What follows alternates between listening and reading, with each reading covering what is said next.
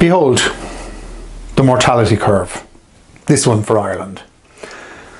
It's a very simple diagram, but it's something that really most people don't seem to be very familiar with.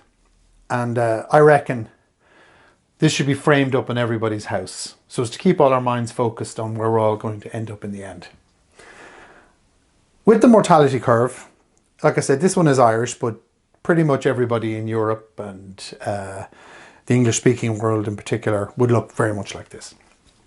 What it does is it starts with, at age 0, everybody is expected to be alive at age 0. You'll be glad to hear. And typically it's a group of 100,000.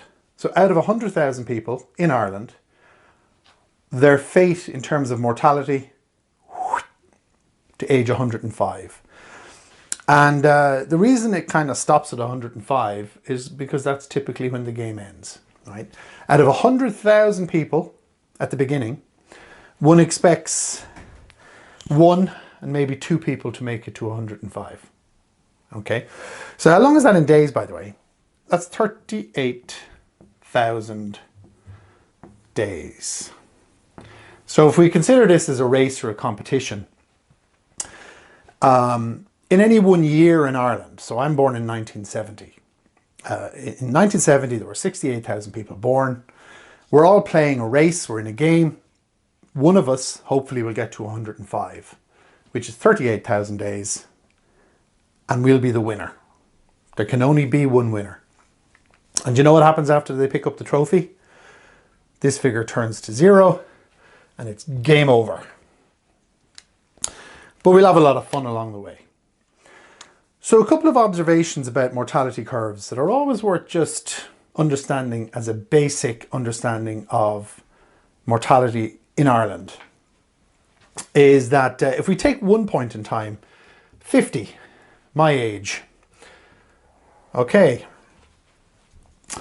even though it's half a century, such is the relative safety of life nowadays, that for 50-year-olds in Ireland born in 1970, 97% of us are still around at age 50, which is really amazing, right?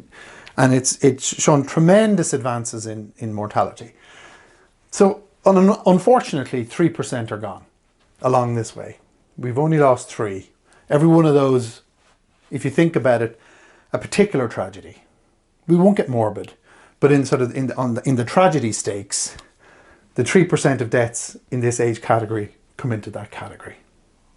Most tragic, most unfortunate, most amount of life lost. But the good news is very few, just 3%. Now the bad news is, especially if you're like myself at this point in life, it's like the top of the roller coaster. We've been ticking along, and we can just see coming up to us the precipice as the descent begins. But we don't have to panic yet, because if I take an age, say for example, 70, 5 years after retirement. So as a 70-year-old, which is about here, believe it or not, you may be able to see it for yourself there, but at age 70, believe it or not, there's about 88% still going. So that's 9 out of 10. And we're well on our way towards the race for 105. So how do you know what the average age is? So what's the point at which we've lost 50% of our population? Well, we can look at the diagram. And the answer is, when it hits 50%, we've hit average age. So we pop that across to there.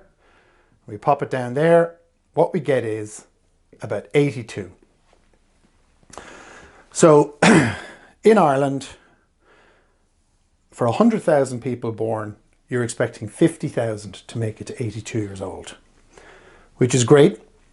And it's once again a remarkable feat of engineering, of human engineering, that we've managed to get there. But as you can see from the diagram, once we get to 82 years old, the mortality rates shoot up. We can look at those another day with another diagram. A couple of interesting things about the mortality when we look at the flatlining. As we said, to get to 185, you got to do 38,000 days. Our 82 years old is about 30,000 days. So the thing to remember, nature of the human condition and mortality, is that 50% of people will get to the 30,000 days average.